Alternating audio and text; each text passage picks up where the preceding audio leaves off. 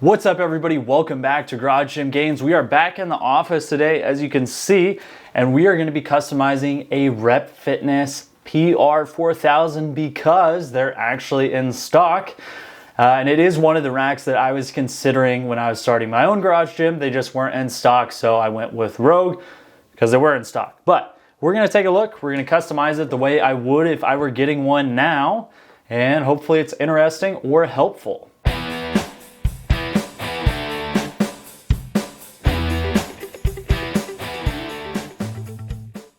All right, let's take a look here. We're going on to repfitness.com. We're gonna click in stock items. You could just search it and that would get you there too. On our way there, let's take a quick minute to check out this Rep AB5200.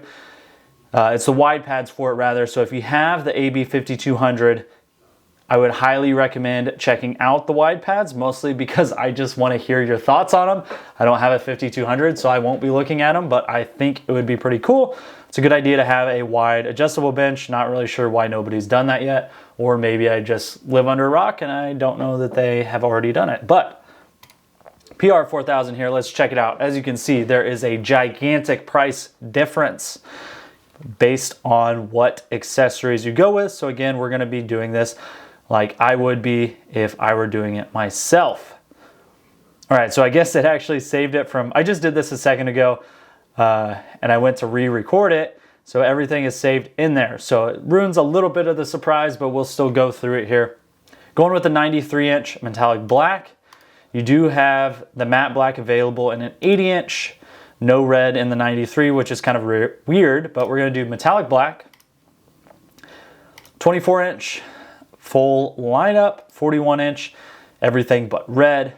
We're gonna go 30-inch because I want that red finish on the cross members. So the uprights go up and down, cross members shoot across between the uprights. Weight storage, if you add this, it's gonna make the rack a 6-post rack. That's gonna add $340. I don't really need weight storage. I have that cool CFF Fit weight storage, so we're gonna go with no. We're gonna save some hypothetical money here. We're not doing the standard pull-up bar, that's lame. We're gonna go with the multi-grip $125 option versus the $34, but it gives you a little bit more variety. I really like doing neutral grip, so it's gonna be better for that. Obviously, you can't really do that with a straight bar. You do have the globe option, which has quite a few different configurations, and you have the globes themselves, which would totally crush your forearms, I would think, which would be cool, but we're gonna go multi-grip. Safeties, let's see what we've got here. But we're not gonna do the pin and pipe because those are lame. The flip down is sold out, so we're gonna do straps, which is what we would go with anyways, because straps are awesome. J-cups. Standard J-cup flat sandwich is out of stock, so is the monolift. We do have the rounded sandwich, which, yeah, we'll go with that. Standard J-cups, again, kind of lame. I'm sure they work fine, but we'll do something a little cooler. Accessory time. Okay, we don't really need the weight horns because again, we have the CFF Fit weight tree. Most of these are going to be out of stock. You could add on the PR-4000 lat / low row attachment with the rear stabilizer. I've heard very good things about this. It is a little bit of a premium option at $434. However, it's going to add stability to your rack and also a lot of versatility. If you don't already have some type of lat pull down in your gym, I would completely recommend it. Like I said, I've heard really good things about it. It's plate loaded, so it's fairly affordable. It just goes right onto the back of the rack. You're going to save a lot of space. However, if you do have multiple people working out at the same time, I would recommend going with a standalone attachment or standalone lat pull down rather, so that you can superset things and it just creates a little more versatility in your space. If you're just one person working out or you're always going to be doing the exact same workout, maybe it's not that big of a deal to have it attached to the rack. It definitely saves space and will save money if it works for you. Not going to work for everybody, but we're going to leave that off. And it looks like pretty much everything else is out of stock except the rear stabilizer, which I don't think we really need. We'd be bolting it down anyways, so we're gonna leave that off as well. So uprights 404, cross members 174, The logo plate, 89, pull-up bar, 125, safeties, 129, sandwich J-cups, 119. So that's gonna bring us to a grand total of $1,040.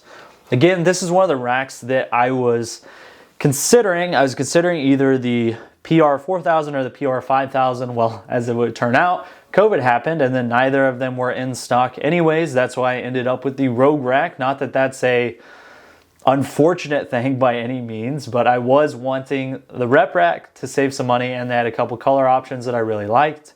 I went with Rogue because it happened to pop up to be in stock before Rep, so it is what it is. But we're gonna go ahead and add this to the cart, and then we're gonna see if we can get an idea on what shipping would cost without giving away my address. So we'll see if that's possible, or I can just cut it out in post. But bring up the cart here.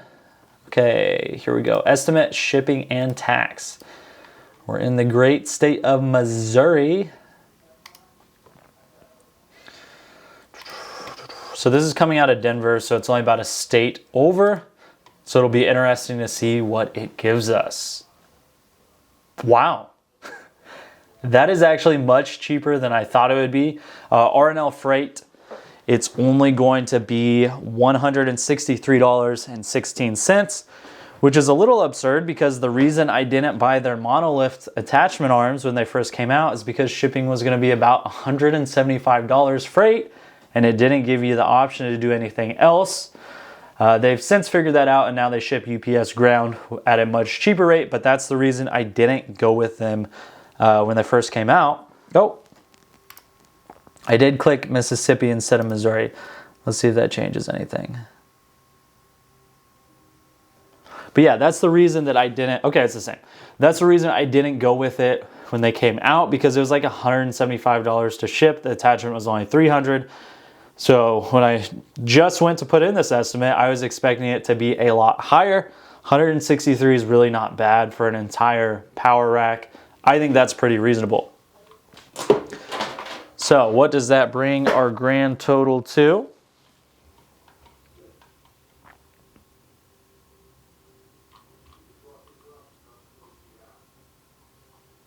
Suppose it's not going to tell us without putting all that information in, but the 173 plus 1,040, you're going to be right around 1,200 shipped, at least to Kansas City. That's a pretty sweet deal. Again, this rack is pretty awesome. This is probably the one that would be about $3 grand with all the different options it has on there. It has the additional 6-post rack with the plate storage, the lat pull down.